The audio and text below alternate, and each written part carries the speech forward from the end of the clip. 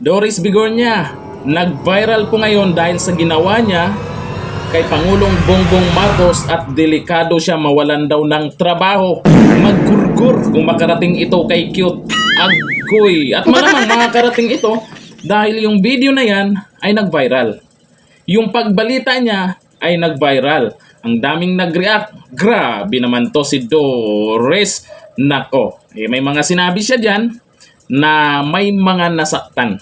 Iilan lang naman kasi karamihan ngayon talagang iba na yung reaction nila kay Pangulong Bongbong Marcos panoorin natin yung video, pero bago natin panoorin ay hinay-hinay tayo sa comment dyan.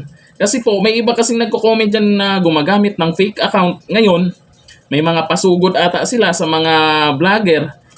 Ito kagaya nito. Ito yung topic natin. Iba yung tinatopic nila. Tinatopic nila yung ICC, tinatopic nila yung sa Davao, at may mga edited na mga picture na sinisend nila. Nako, sinong nagutos sa inyo? Magkano ba ang budget? Para ang sipag nyo. Baka isang tao lang yan o dalawang tao lang yan na gumagamit ng maraming account. Mga fake account kasi paano maniniwala yung taong bayan or yung mga nagbabasa ng comment dyan sa ating comment section. Lalo na dyan sa Facebook page natin. Nako, eto na. Panoorin po natin yung sinabi ni Doris Bigornia na kung saan ay delikado daw siyang magurgor dahil sa komento niya dyan sa biyahe ni Marcos sa Dubai. At pinagtawanan pa. Ito. Parang utang na loob pa natin. Noong April 11 daw huling bumiyahe. Tingnan mo yung reaction niya. Kasalanan pa natin ha. Totoo naman. Parang nasisi pa yata tayo na yun yung uli niyang biyahe noong April. Naku. Tapos yung reaction tingnan yung mga reaction ni Doris Bigornia no. May kasamang pang-asar mababasa mo yung mga reaction nila, yung mga nagbabalita na yan. Ituloy natin. Noong April 11 daw huling bumiyahe. Ano na ngayon? So parang medyo matagal na. Para matagal na. Oo, nakuhaan. Diba? Lilipad po. Ito na naman tayo.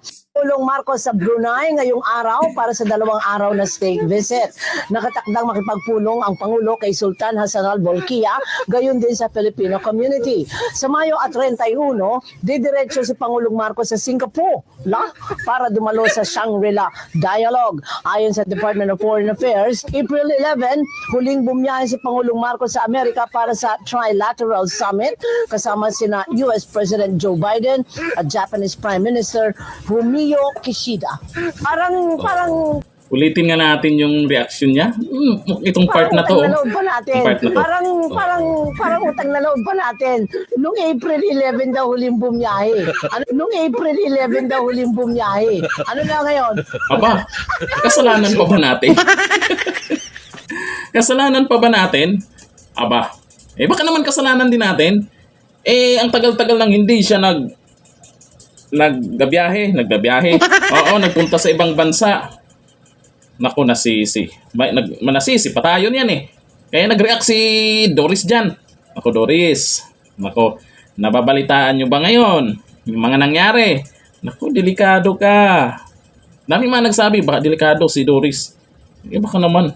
Baka mahanapan ka na naman ng pwedeng i-ano sa'yo dyan. Pag makarating kay Cute yan, lagot ka. Lagot ka dyan. Masaya ka ngayon. Iyak ka later. Yun ang sabi ng mga nag-comment dyan. Kasi tawang-tawa, may mga nagsabi, binastos doon. Anong bastos doon? Nagre-react lang naman. Di ba? Natawa lang naman, nagre-react. Kayo talaga masyado kayong maselan no? Pero yung paninira nyo sa mga Duterte, malala na. Di ba? Malala na.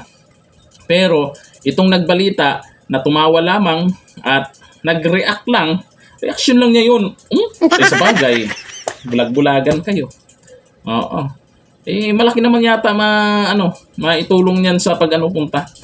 Kaya nga, pag may schedule, kung maaari nga, mga ilang beses sa isang buwan, na April pa, ang tagal na nun. Oo, kayo naman kasi ang tagal kasing nagkaroon ng biyahe. Hindi nga sanay na lagi. Nako.